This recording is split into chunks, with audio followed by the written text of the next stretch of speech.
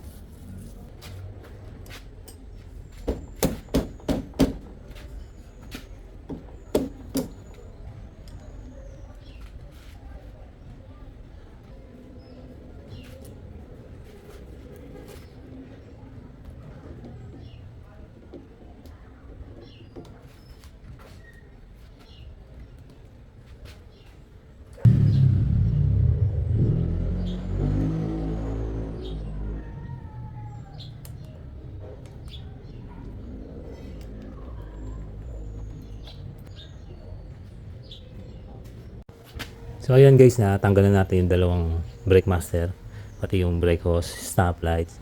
So ngayon kakabitan natin yung S1 FL na brake master. Unahin muna natin to guys, itong pangkana na 17mm.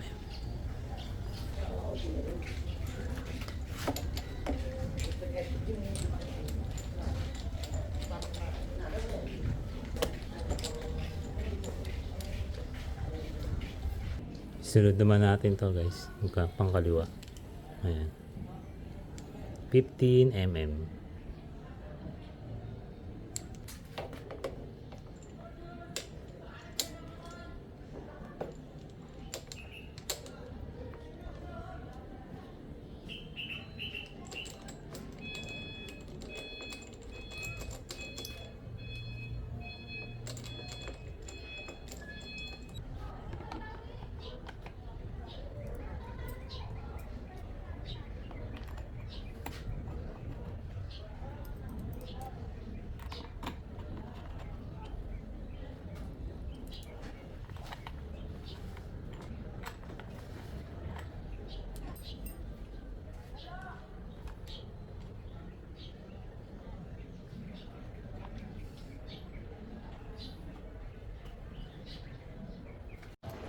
So yan, nailagay na natin yung dalawang master.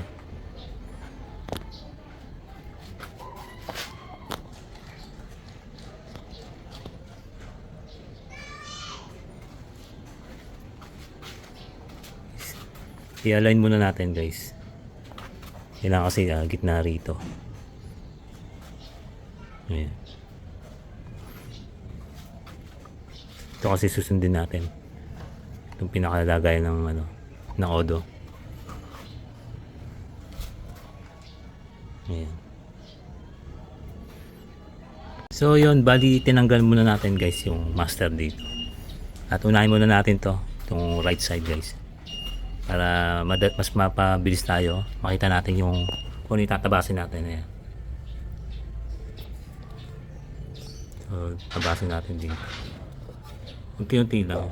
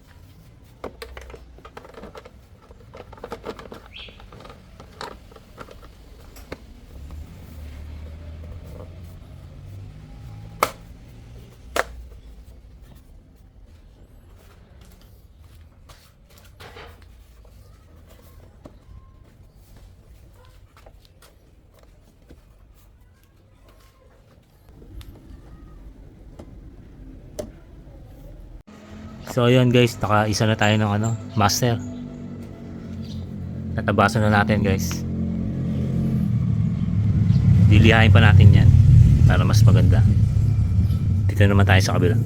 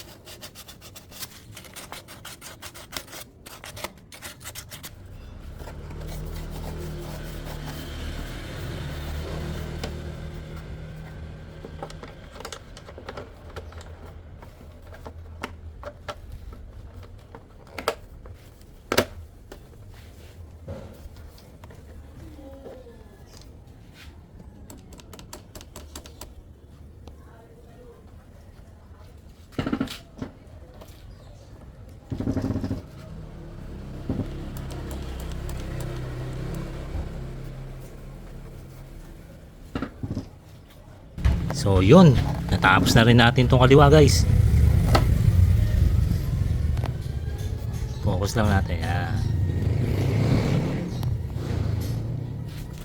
Natapos na rin natin. Okay na, all goods. Mga lapat na. Dito.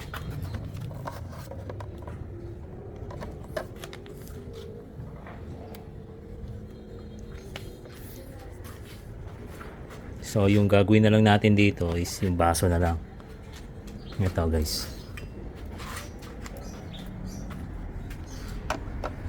I-drop natin. Bakit kasi pagka nakaganto, nakalutang. So kailangan nakalubog. Ayan ganyan. So, tara, gawin na natin.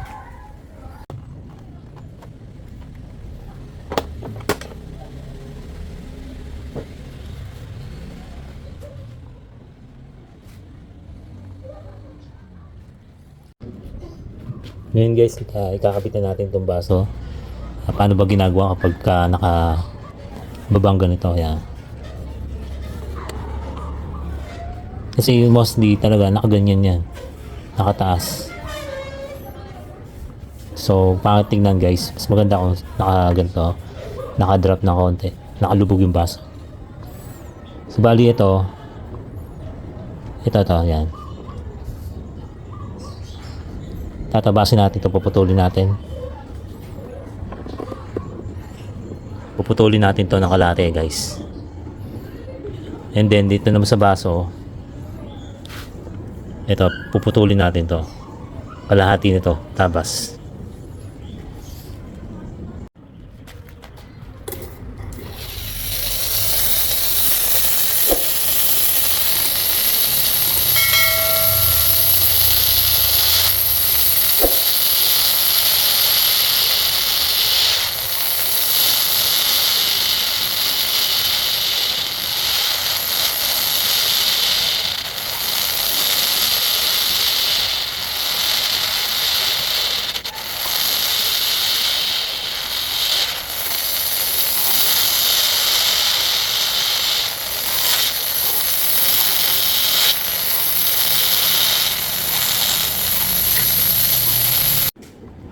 So ito guys, naputol na natin siya ng kalahati.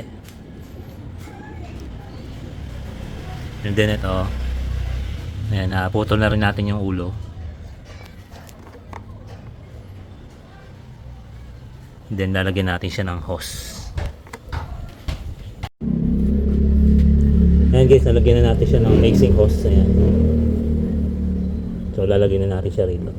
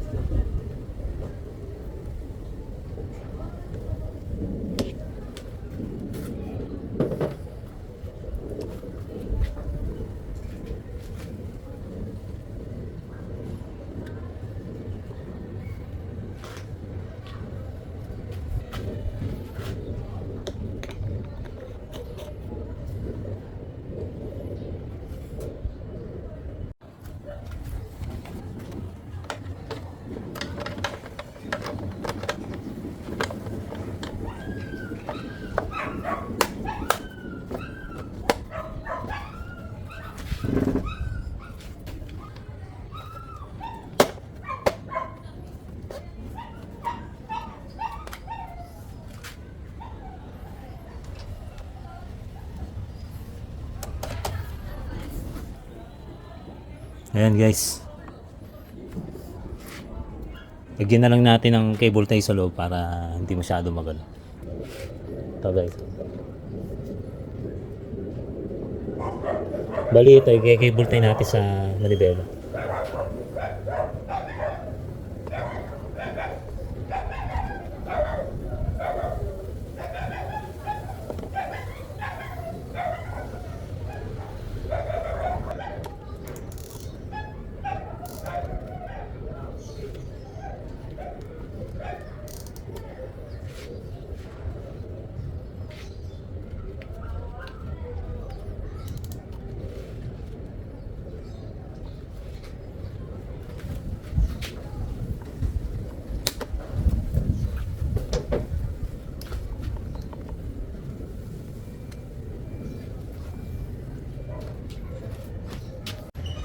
Ayan guys, matibay na yan, oh.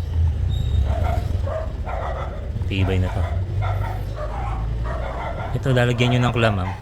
Nalimutan ko lang lagyan, pero lalagyan natin ng clam yan para mas mas mahigpit, mas hindi siya agad matanggal. So dito naman tayo sa kanan guys. Ayan, naputulan na natin siya. Then ito yung baso, naputulan ko na din.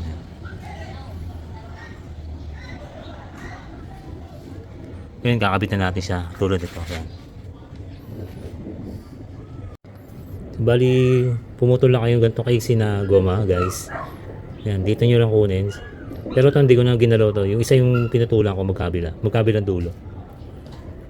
Ito guys. Ayan. So bali yung dulo nito ganito kahaba. Ayan.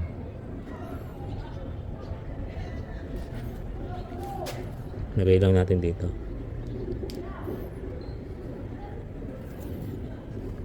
Then lagay nyo yung clamp.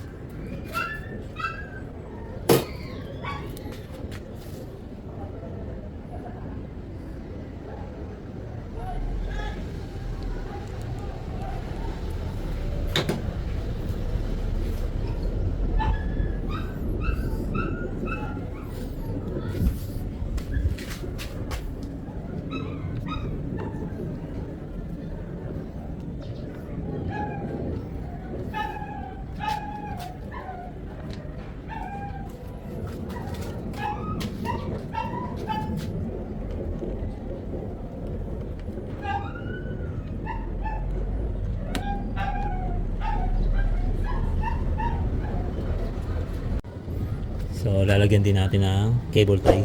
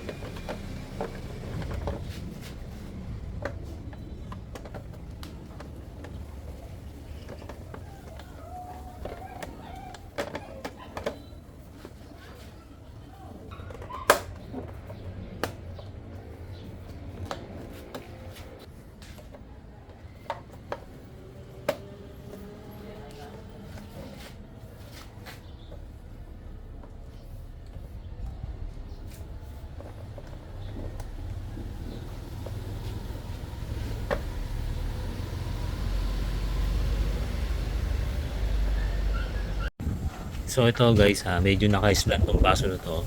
Dito kasi medyo nakadikit siya. Tatabasin natin to. And then yung pangalawa, yung pinakauna niya, yung tatabasan din natin siya. Tabasan lang natin para yung baso dumiretso siya. Parang ganito guys. Kasi naka-slant to. So ito na guys yung tabas natin dito sa may gauge. Ayan, yung tatama ng baso, ganyan po kalaki yung tabas niya para diretso po yung baso sa may kaliwa. Kasi dito sa may parting kanan konti lang naman yung tabas natin guys. At medyo diretso naman talaga yung baso sa kanan. Pero dito sa kaliwa talagang nakaslant kanina. So need natin tabasan tong cowling para dumiretso yung baso. Ganyan po dapat nakadiretso dito, then dito diretso din po guys. Ayan. Kasi kanina naka-slant po siya kasi tinatamaan po ng cowling. So kailangan natin nakadiretso siyang ganito. Dito kasi sa may kanan is malayo. Dito medyo malapit guys. Ayan.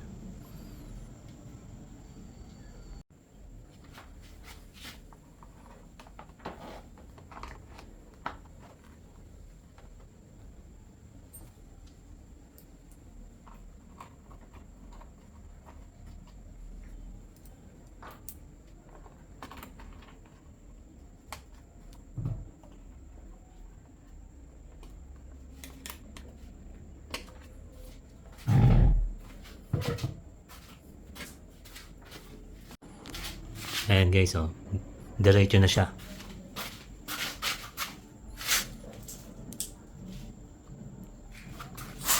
Ayan. Pares na siyang diretso guys. So kanina talaga medyo tabingi talaga yung baso rito sa left side. Kaya nag-decide tayo na tabasin dito guys para dumiretso. So dito naman sa may harapan guys, konti lang naman tabas dito, yan mapapansin nyo tabas yan. Pero konti lang. Dito wala. Dito lang sa left side guys. Kasi tatamaan din ng baso yun. So kayo na bahala magtansya kung gaano kalaki yung tabas. Basta ang unahin nyo, ito guys. Yung sa may odor yan. Yan kasi importante.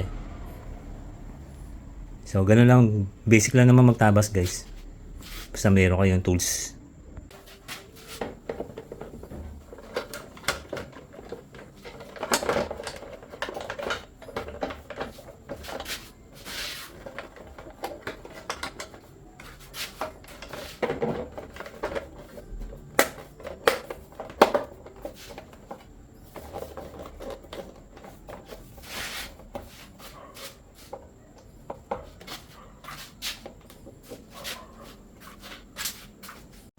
So ayun guys, at inabot na nga tayo ng gabi sa pagkabit ng brake master.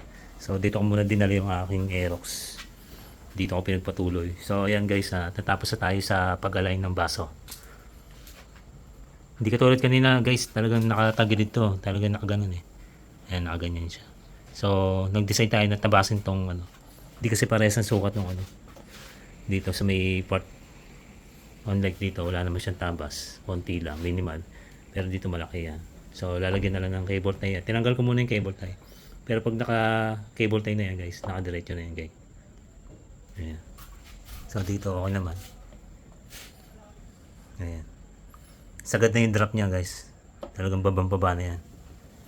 Ito baba pa natin ng konti pag may cable tie na. So yan yung pinakatabas natin dito guys. Ito naman sa kabila. Ayan. Ayun. Hindi pa palalapat. Ayan. Dito may sasagad pa rito guys. So ayun guys, at alam niyo na kung paano magkabit ng ng S1FL at nag-drop tayo ng baso. Ganun lang kadali. Basta sundan nyo lang yung ating tutorial, ating step by step. Yan, dito may tabas siya. Yan. Dito konti lang ang tabas niyan. Dito talaga malaki guys. Hindi talaga siya parehas eh.